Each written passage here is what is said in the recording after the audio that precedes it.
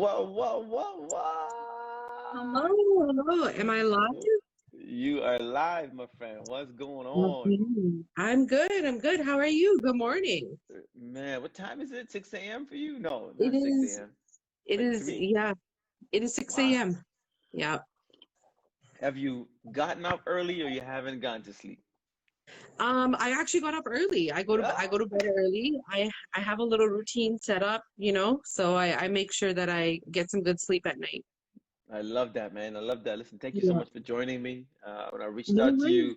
you, I've been a fan of the show for or the Instagram account for a minute, and Thank you. That was great. yeah, Can you see my video? Because I can't see my video. Just want to yeah, make sure. Okay, yeah, cool. yeah. Cool. We can see you. All good. Perfect. Okay. Um, if you want to leave and come back, we can do that too. No, it's fine. I'm not Yeah, that vain. I just keep looking at myself. perfect, perfect, perfect. Right. Yeah, and this week we're really talking about finding your voice. How do you find Yeah. your voice? So many of us don't have one. We have echoes of a life that's handed out to us. I Right. know we have a big age gap between you and me. I'm in my 40s, and I'm still trying to really figure it out, And Yeah. when I look back on young people, see what they're doing, and the opportunities are really different. So I started really focusing on this subject. And the book that I'm working on started as a book for my kids. God Right. forbid something happens. And the people that follow me know my pops passed away at 60 from cancer, and he's the Right. first person who I know in my life that passed away. And Mhm. that was like, holy shit. So now I have a number in my head. That's a real Yeah. number now. So I was like, man, I'm 45, 60 is not that far. I gotta leave something behind for my kids. So I started working on this book. And this is one of the topics, how do you find your voice? How do you express yourself? And when I first Right. started following you, on the outskirt, it was like, oh, a meme account, cool. And then as I Yeah. paid attention, I was like, man, this is a lot deeper than a meme account. And then I went to Yeah. your Yeah. website and I was like, whoa, this is not a meme account at all. This is about being a Yeah. voice. This is about Yeah. creating, a safe place of love and empathy. And I was like, who is this person? Yeah. Um, and so that's me loving everything you're doing, the video and the podcast and Yeah. the social content. So let's talk about what started all this, man. Oh, And I'm wow. sure you've Okay. explained this a bunch of times already, but I want to Yeah. hear it. Um, I think initially, for me, it started off as just a meme page as well. And it was over time where it was a fluke that I found my voice through this platform. Really. But I think everything, happens for a reason. It happens in a particular way. And I'm glad that a couple of years ago I started the meme page, and then I had started off with actually a different podcast with a partner, my partner Judge Dosanjh, and we had the Nomads podcast. Right. And that was another podcast where again we were just two lost brown kids trying to find our way, trying to find a voice, trying to just decipher and talk through everything that's happening. There's so much that we're bombarded with on a daily basis. It's hard to even digest and kind of understand the magnitude of the impact of the current events that have around us. And so that was kind of my first step in uh, expressing myself, and Mm. that's what led to Brown Girl Tokes. And I just was at a point in my life where I felt very exhausted, not being heard. And it's like, it's for humans, we need to feel validated and heard. I need 100%. to know that my feelings matter, and my experiences that led up to me being who I am matter. And so Mm. yes, we wait for other people to validate us, and I was like, you know what, I'm not going to wait for anyone to validate me. This is who I am. Yeah. This is how I am. And I know there's other people like that out there who either have the same type of humor as me, or might be going through similar experiences as me, or whatever. But it's just about connecting and making other people feel heard, and you're not alone in this. Yeah, and it's interesting because when people start to make other people an important part of their lives, like what you're Mhm. doing with Brown Girl and what I've been doing with AC Fest and all my companies, it's Yeah. less about me, but it's more about the need to serve others. And when Yeah. I dissected it in my early 30s, trying to understand where this need comes from, I Hmm. realized the blueprint that I was given wasn't clean, Hmm. wasn't something that I can follow blindly. Yet the perception most of the time is, oh, you're from a culture that produces doctors and engineers and blah blah blah. What is Yeah. wrong with you? Your mom and dad Yeah. are doing their thing. You live at home. You got a blueprint. They're gonna put you in Yeah. school. What Yeah. was it about your blueprint that made you go, I need to have a different blueprint? Um, the lucky thing about me is I kind of grew up with my dad who didn't really he presented me a blueprint in he wanted me to be disciplined in whatever I did. He wanted me to respect and to love whatever I did. And he also gave me the blueprint to think for myself and to not just Mm, take answers as they are, and to always kind of investigate further. And I come from a family that was who had to leave India and Punjab for their own safety in the 80s. So right. that was also an aspect of my dad teaching me all of his truths, whether they were good or bad. And so that was definitely a big contributing factor in kind of who I am today. That's amazing, man. I Yeah. love how, you're paying attention at such a young age, because so much of the lessons we Yeah. reflect later than absorbing it as it happens. One of the things you said in one of your early podcasts, I think maybe it was episode one, if I remember Yeah. correctly, but like things and people don't make you happy. You got to find peace with yourself. And, Yeah. that took me over 2 decades to get to. Yeah. And I was like, Yeah. whoa, what a beautiful way to like articulate the mess we're in today as a society, right? This Yeah. materialistic, never-ending search for happiness that is already inside you. Um, Mhm. what are some of the things that you started to pay attention to that got you on that path of thinking? Um, as a kid or just in Yeah, life? As a kid, both, both. um, Yeah, yeah. as a kid, like I said, my family has a very deep, rich history. Even like my grandfather, he became Shaheed or was martyred or whatever in 1984. So that history in itself, me wanting to know more about my grandfather was really what kind of catapulted me into more, because he was uh, I've never met him, but anyone that I've ever spoken to has only ever said, he always fought for justice, and that's what he did until his last breath. It was he Mm, fought for justice, and he fought for anyone being able to live their lives the way they want to live. and right. and I felt very, very deeply connected to that. And even now I get goosebumps when I speak about it, because I know a lot of people work a hard time to find something that they're really passionate about, and that was something that just naturally I gravitated towards. I just wanted equality, and I just wanted everyone to be able to be felt loved and heard. Mm. What a Yeah. great way to segment that, man. It's like this ultimate gift to other people that you Yeah. consciously create, right? Like, I think a lot of us take human interaction too simple. Like the Yeah. gift to like wake up in the morning and then get out Yeah. into the world and meet another human, and then Yeah. be interaction that leaves a bit of like each other in each other Yeah. is Yeah, because you beautiful. because you never know you never know what that other person is going through, and that's always how Mm, whenever I do interact with someone, whether they are interacting with me with good intentions or negative intentions, I'm always going to leave my best out there with them, because I know they need it, and right. I have it in me to give, so why not?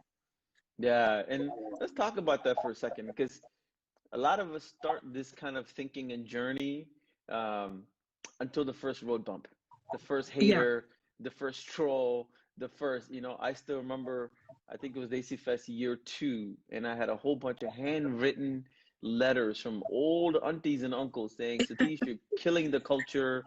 You're Yeah. single-handedly making all of our kids black. I didn't even know that was Yeah. possible. Yeah. And I remember holding these letters in your hand, like we're talking like pre-social, right? So somebody took Yeah. a piece of paper and pen out, wrote a hate letter, mail that shit, lick a stamp, drop it into the box. And I was like, wow, the amount of thoughtfulness that went into this hate is so loving that like I'm Yeah. gonna send them all T-shirts, which we Yeah. did.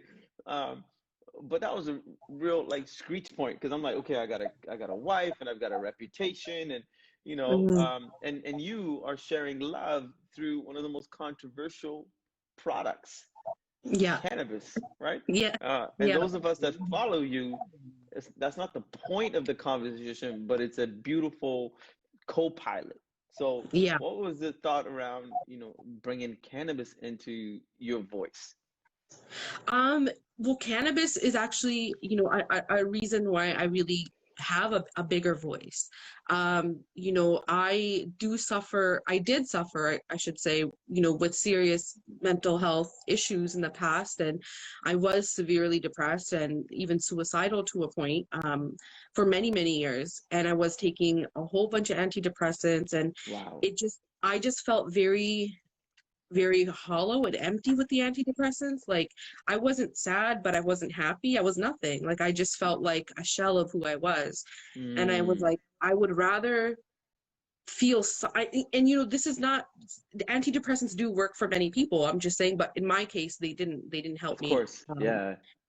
And so I decided that I wanted to feel, I wanted to feel all the highs and lows, and cannabis kind of helped me cope with my anxiety and some of the symptoms of depression. So, it came naturally because I am presenting love and humor and light through this platform, and Right.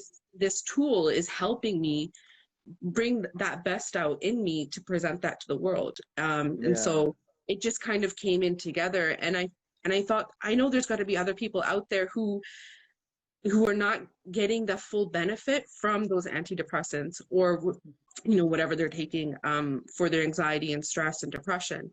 And so it just became a natural, okay, let me teach people, let me show them that it's not bad, you can be productive, you're not just a lazy stoner if you smoke weed. I Right. Right. So I just wanted to put that example and show them out there. No, I love that, man. And this is where I was like really excited to talk to you because so much of what you're doing and what I'm doing, while it's music versus cannabis and comedy, we're Yeah. challenging the status quo in the culture, right? Uh, Yeah. and that's what I think is beautiful about the work you're doing. Um, Talk to us a little bit because I meet a lot of young people and we have this expression that Les Brown coined, if you're gonna fall down, fall on your back so you can look up, right? And Yeah. so many of the young folks I speak to are coming into this moment of being woke, where they're like, Yeah. okay, I got to figure things out. I want to contribute. I want to do things. When you were on your back, going, okay, I need to get up. I need to change my life. I need to, do something. Can you articulate maybe some of the steps you went through? Like, what was some of the most granular stuff? Because so much of the content out there is so like tip of the iceberg, man. Like, oh, do this, and I'm like, no. What did you do the next day? Like, did you read a book? Did you go exercise? Did you talk to a friend? Like, when you're trying to bust out of this lethargic Yeah. prison, what do we do first? I mean, I think this rebirth, happens quite often, and it should. I think that you should change as often as you want. For me, I personally like to spend a lot of time in nature. So I have dogs. I'll take my dogs for a hike. I'll go sit by the water. I'll just like yesterday. I think it was so hot yesterday. Like I was melting, but I went and sat under some trees for about an hour, just to kind of focus and get my own thoughts in order. Sometimes I do speak to friends, but many times I feel like I just need to kind of decipher what's going on without any other opinions or distractions. And so that's what I usually do. Is I usually just go for a long walk, sit under some trees, get into some nature, when I really feel that I need to shift things. Hmm. Um, and I've I've fallen on my face on my back so many times. Like I think that's the biggest thing that has helped me gain all the knowledge that I do have is like I've failed so many times. I've messed up so many times. Just last year at this exact time I was in the worst place I was, financially, whatever. I had just lost my business. I mentally was just exhausted. And I was like, okay, something now something has to change again. So what are we going to do now? You know, and so Mm, it's totally okay to reinvent yourself every day if you have to. right. That's incredible, man. And I love how you use the word change more than failure, right? So many young people, or not just young people, people that I speak to, they use the term failure with such passion that it It, yeah, freezes them. yeah. I don't. For me, there's no failure. There's only lessons. So Amazing. So yes, I might have taken an L, or this might not have gone out the way that I planned out, the way that I planned it out, but it's happened, and now what can I do? I've got two options. I can either sit here in this energy, in this moment, and just regret everything and get down on myself, or I can allow my feelings. I'm allowed to feel hurt. I'm allowed to feel upset, but what are we going to do after this? Exactly. Are we going to continue to let this get our spirit down, or are we going to rise up and figure out a new game plan? And I think that's one of my qualities that I really, really am thankful that I was able to inherit, or grow as I went through life. But always being able to get up is a good quality. I love it, man. And that sets me up for the next question, which is Yeah. awesome because you're just setting me up for these questions that I got. Um, Yeah. I found as you get clarity around why you do things and you get passionate about your way to like express yourself, you discover superpowers. You Yeah. discover superpowers about yourself, right? Yeah. Um, and I want to talk to you about that. As you're now figuring your stuff out, you've got this, really awesome shield around like how to protect your inside, get up Yeah. again and face the world. What like superpowers about yourself have you discovered? Um, so, growing up, I was always told that I was very naive. I trusted people too much, and that would eventually get me hurt, and it did many times. But I also think that kindness and empathy and love are my superpowers. Awesome. I was put through a lot of tests where I felt like, why do I have to be nice to this person? Why do I have to do this? And I think, rather than me, at that time being petty or vindictive and lashing back, understanding that other person's perspective and understanding that, you know what, they might be going through something that I don't know, and they are just projecting these qualities and these thoughts onto me. They might not be the best qualities and thoughts, but they're projecting. And so that Mm, and that's something that I learned actually from my grandmother. I don't think I've ever heard my grandmother yell. that's She's awesome. the one that raised me, and so I have to attribute that to her. Is I got my superpowers from her, and the amount of love that she has shown, regardless of what she's been through. And she's lived through the partition in India. She's lived through 1984 in India. She's immigrated. She went from a time where they didn't have light bulbs or electricity in her village to now, we have everything in the palm of our hands. And so, Exactly. she really is a big factor in me kind of growing to know what my superpowers are. And I hated the fact that I was so nice growing up. I was like, I wish I could be mean. I wish I could do people dirty the way they did me dirty. And I was like, but just wasn't in me. I love that, man. I love that. Your superpowers are kindness, love, and empathy. Wow. Yeah. Um, I love that. So, when you're looking at sort of the next generation of folks Hmm. coming up, uh, I've got a daughter who's about to turn 13 in a week, man. Man, I feel blessed in so many ways, and at the same Yeah. time, I'm freaking out. I'm like, wow, Yeah. she's now, and it's just an age. Like the 12-year-old and 13-year-old Layla is not that different. It's not like, No. at 13 she's gonna go to work or anything. Yeah. But Yeah. there's a sense of like maturity that is in your head is implied. So I'm like, man, Yeah. what's the world that they're gonna step into, and what are some of the opportunities or challenges that they're gonna face? Um, Yeah. when you look into like all the people you interact and all the Yeah. things that you're noticing, um, how do you get inspired by the next generation? Are we in good hands? Doing do I we are we in good hands? I think so. I think that there's enough of us that have kind of woken up and realized that we don't necessarily have to live life in a one singular path. There's so many opportunities for us to, make money, be successful, live our lives, whatever. So there's no one singular path. And I think these, especially the younger generation, like I have younger cousins and nieces and nephews who I've watched grow up. And I have a younger cousin who could probably debate me on US politics better than anyone else. I Wow. think that I don't think we give the next generation enough credit.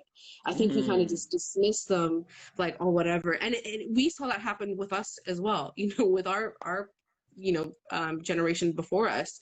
They're quick to dismiss you, but I think that we're in good hands. I think that they really do exemplify some of the best, empathy and compassion. You'll see you'll see a lot of these kids speaking on Black Lives Matters and speaking on current events as young as 8, 9, 10 years old. Yeah. You're learning about it in school. They're learning about how to be compassionate. That's something that we're not necessarily taught. It should be a natural instinct to us, but I feel like we're told you got to be tough, you got to be hard, you can't let anyone see you be weak. And I think I love seeing this new generation come in and kind of break the mold and not do anything how it has been taught to us for Yeah. generations upon generations. That's so So well said. That's so well said, man. The show is called Making Money Moves. yeah, And I'm always curious about people's relationship with money, which yeah. ends up being our very first unhealthy or maybe healthy relationship in life. Yeah. What's your relationship like with money? Well, I'm just trying to figure it out, to be honest. Uh, I mean, like I'm not gonna lie, I came from a pretty like money illiterate family. And what I mean is that we worked, we paid our taxes, and that was pretty much it. We paid our bills, and it wasn't until a couple of years ago that I started to think about, really investing and how to manage my credit properly and all these things. And I have invested since then, and I have lost lots of money since then. But I think money is as only as important as you make it. And Mm, my mindset is, I mean, I meditate on it, is that, whenever I do spend money or whenever I do take a big financial L, I'm just like, okay, that's fine. I'm going to make 3 times back. However that's going to happen, it's going to happen. And I just keep myself in that mentality, because otherwise I feel like finances will really get you down if you are an entrepreneur and you are taking these risks and chances. Because you take that, like last year I took $100,000 L, and that was the most amount of money I had ever had or lost or anything. And so that was almost like a breaking point. I'm like, okay, is money going to dictate how happy I'm going to be for the rest of my life, or is this just going to be a bonus on yeah. as to how I live my life? And so now I think of it more as it's a bonus, it's a blessing that I'm still able to provide, and I do have the means to do that, but at the same time I can make do with much less. Yeah. So I think everyone's relationship with money is different, but I also think it shouldn't be the only factor moving you forward in life or fueling you, Well because said. eventually, Yeah. yeah, No, no, well said, well said. And I yeah, think for me, similarly, I've realized that money is an energy, mm-hmm, and how I think about it creates that energy. So if I wake up freaking out about, oh my gosh, I don't have enough money and I need to yeah, go hustle, I always lose yeah. because You're it's always coming in the from a lack. mindset of survival, right? Yeah, When I wake up with an abundance feeling in my heart of, okay, I'm going to now go help a bunch of people.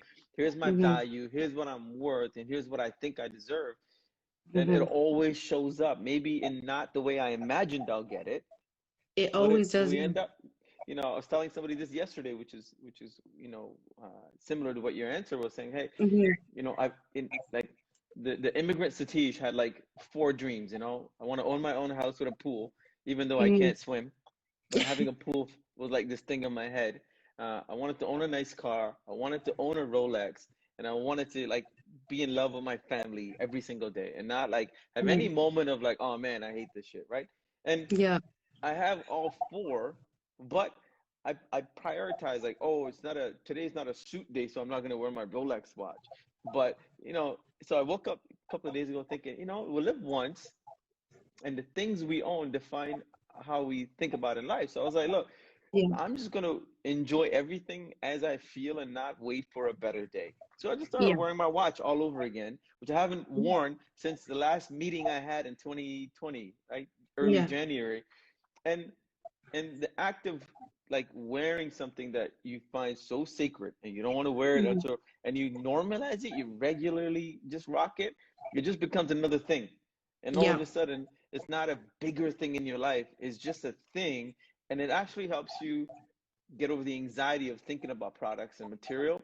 And the reason I Yeah. explained this story is, your comment earlier of like, you can't chase happiness by the things you own or other people in your life was big because a lot of us think about it from a materialistic perspective. But Hmm. you said totally right. You can't also depend on other people for your Yeah. happiness, Yeah. which is for me not said often enough, right? Hmm. In the world that we come from, because everything is Yeah. about family, family, family, family, family, and they either make you happy or they tear you apart. Yeah. How do you find a healthy way to disconnect from humans? Um, like I said, I roll up a nice big joint or a blunt and I go into the trees. I go into the forest, you know? That is my best way to disconnect from humans. I'll leave my phone at home. I'll just go for a walk and I just reconnect with nature, you know? So that is my best way to forget I humans love it, exist. man. I love it. I'm new to the category. I've had sleep issues since I was 13, Mm-hmm. and then I was taking sleeping pills, whatever. And 4 years ago, I invested in a small company with a friend of mine called Herbology, and Okay. part of that was to get into the mindset of cannabis users. And then I tried some CBD for the first time. I was like, Hmm. whoa, what is this amazing liquid Yeah. that is like calming me down? And then, Yeah. the same way I was afraid of like drinking alcohol for the very first time. Like my first drink I ever had was 23. I was Yeah. DJing at a club. A friend of mine gave me a beer. I drank just a tiny bit. I was convinced I was drunk. And similarly, I was like, man, I'm gonna Yeah. take a hit and then I'm gonna be so high. What the hell? So I Yeah. never like pursued it. And I was in a music studio in New York with a bunch of folks, and they passed it to the left. And then Yeah. I was like, of course I do. I was like, and then boom, it hit me, and I was like, Yeah. oh my gosh, this is what I feel like. And Yeah. it's a really interesting, trippy way to just be in your own head. Hmm. So every now and then, if I need to isolate, I do something simple. Like you, like Yeah. I have my stash, and I get lost in it for a while. Yeah. So I appreciate the fact that you bring that into the culture. Last question from me. There's so many questions here, man. Uh, the line that you said on I think it was a website maybe that I read it, but you want everybody to represent Brown Girl, which is one of the reasons why you stay anonymous, uh, Yes. Yeah. right? And I believe in the same way when I look at Daisy Fest. Yeah. We believe everybody that shows up represents what we mean, breaking down Yeah. stereotypes, being that anti-Bollywood vibe that we try to aim for, or knowledge, or Hmm. you know, Hmm. and that's such a big statement when you say, hey, I remain anonymous because I want everybody to feel they're part of what I'm building. Um, Talk to me about that belief system and why is that Um, important? I think, I mean, fame was never important to me. I never really expected any of this to take off or to be where it's at today. So being famous was never really my intentions in the first place.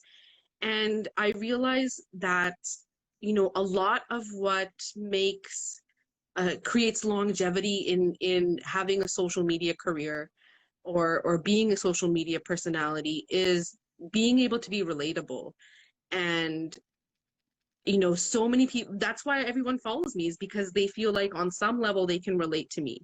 And that in itself is what Brown Girl Talks is just being able to relate to someone else. Mm. And so I wanted everyone to carry that energy with them. You know, wherever they go, I want them to carry the energy of this person is me and I am this person.